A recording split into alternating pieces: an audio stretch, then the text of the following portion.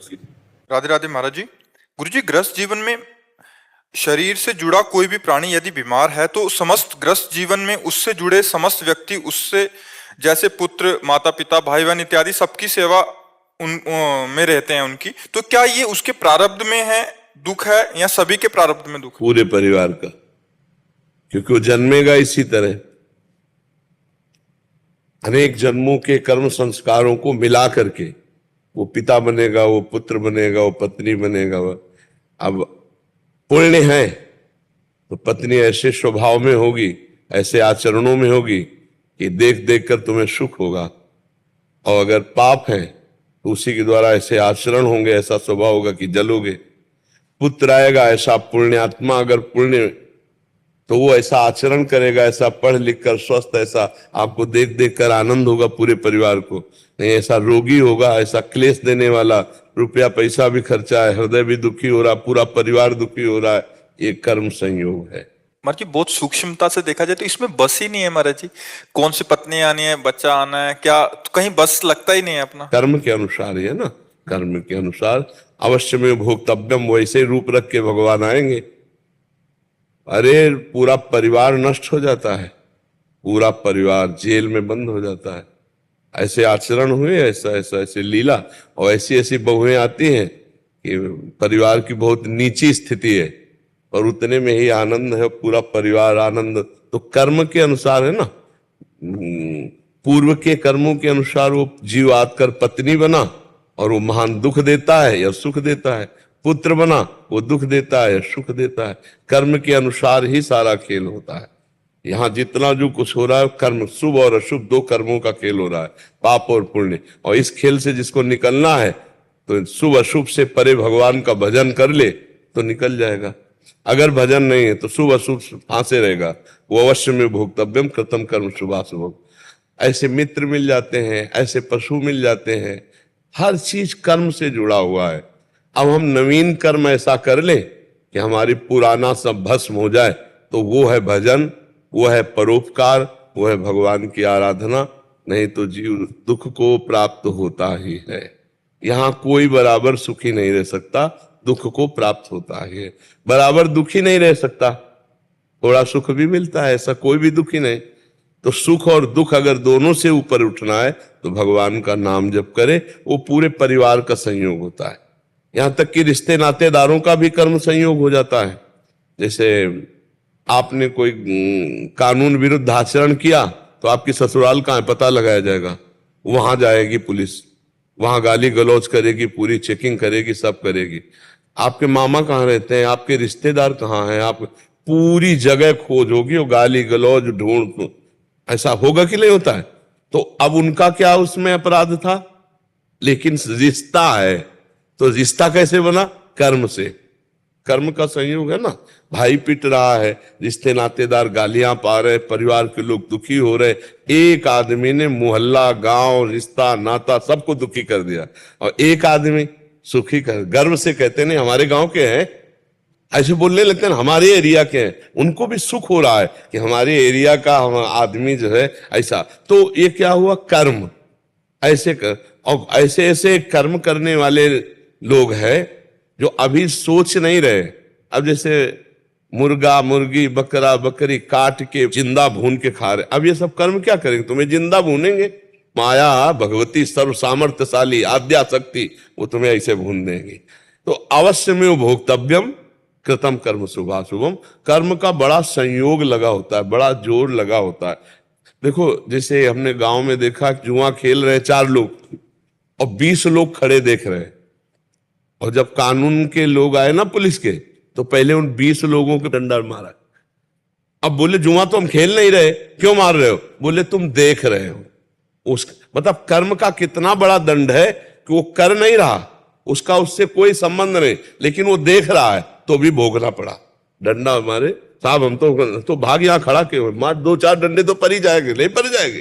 तो अब आप सोचो उसका क्या अपराध था? अपराध था क्योंकि वो अपराधियों को देख रहा था, अपराधियों के पास खड़ा हुआ था। कर्म का बड़ा संयोग हो। फिर माता पिता पुत्र परिवार, ये तो बहुत घने संबंध है। तो अब जीव को तो भोगना ही पड़ेगा। महाराज जी, दुख का संयोग बन गया, अगर परिवार में अगर ये ऐसा दुख का संयोग बन गया, तो नाम आप कहते हैं कि नाम जप से सब मंगल हो जाएगा, तो महाराज जी इसका विधान क्या है? नाम जप से कैसे? जैसे हम भगवान का नाम जप कर रहे हैं तो हम सबसे पहले हमारी बुद्धि शुद्ध होगी, हमारी बुद्धि में विवेक आएगा। तो भजन करने से पहले बुद्धि शुद्ध होती है और विचार आते हैं, विवेक आते हैं, धैर्य पूर्वक, और भजन फिर संयोग भी बना देता है। अगर आप परिवार में भी हो, गृहस्थी में भी हो, तो भगवान आपकी व्यवस्था कर देंगे, पक्का कर देंगे। जब भगवान से जीव जुड़ा नहीं होता तो उसे कष्ट ही कष्ट भोगना होता है। इसलिए गृहस्थी में भी रहकर भजन करो, भगवान का आश्रय लो, वो सब व्यवस्था कर देते हैं, वो समझा देते हैं, वो हर व्यवस्था। सबसे बढ़िया बात है दिमाग का फ्री हो जाना, बोझा ना लादना। दिमाग अगर स्वस्थ है आप लोगों का तो बड़े से बड़ा कष्ट आप झेल सकते हैं, बड़े से बड़ी समस्या का निदान कर सकते हैं। और अगर दिमाग बीमार हो गया तो फिर आप परेशान। लोगों के दिमाग बीमार हो रहे हैं, धन है, संपत्ति है, लेकिन जिसे डिप्रेशन कहते हो ना, वो दिमाग बीमार हो रहा है। क्यों? भगवान से विमुख है इसलिए। नहीं तो हर परिस्थिति कष्ट सहित सही जा सकती है, धैर्य पूर्वक सही जा सकती है। अगर भगवान का आश्रय, भगवान का भजन है तो सब ठीक हो जाएगा। हमें लगता है सबको भगवान का भजन करना चाहिए, तभी आनंद की अनुभूति। भगवान से विमुख तो बहुत ही कष्ट है, बहुत ही कष्ट संसार में। हर परिस्थिति को बदलते हुए देर नहीं लगेगी, भगवान बहुत बलशाली है। अरे जब सारी सृष्टि उन्होंने बदल, तो हमारी समस्या का समाधान नहीं कर देंगे क्या? बिल्कुल पक्का समझो, भगवान के भजन से एक अलौकिकता आएगी। वो दिव्य निर्वाह करने वाले, वो सुदामा को दे देते हैं, जैसे द्वारिकापुरी वैसे सुदामापुरी थी। तो भगवान का भरोसा कर लो, ये केवल कहानी की बात नहीं, उनको करना होता है ना, वो एक अलौकिक ढंग से करते हैं। वो अपने जब कर्ता बनोगे तो परेशान हो जाओगे। सब परेशान है?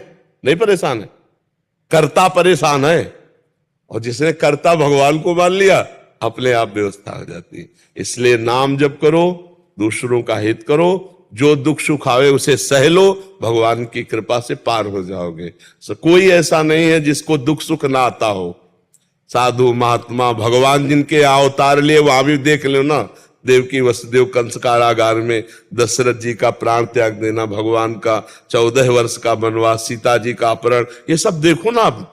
ये दुख सुख कितने जोर के भगवान की लीला में है। तो हम लोग तो जीव हैं, वो तो भगवान है। जब वो यहाँ अवतरित हुए तो दुख सुख का खेल चला, तो हमारा आपका तो चलेगा ही। थोड़ा मजबूत बन करके चलो, टूटो मत, हारो मत, झुको मत इस बात से कि अब तो मैं किसी काम का नहीं रह गया। नहीं, सच्ची बात, हम उन्हीं प्रभु के चरणों में चित्त जोड़ने की बात कहते हैं। ये सबसे बड़ा जादू है, सबसे बड़ा जादू है भगवान से चित्त का जुड़ जाना। ये जंतुर मंतुर, इनसे कुछ नहीं होने वाला। राम राम जपो, कृष्ण कृष्ण जपो, हरि हरि जपो, तुम्हारा पक्का मंगल हो जाएगा। भाव कुभाव अनख आलसहु, नाम जपत मंगल दिशि दसो, पक्का समझ लो।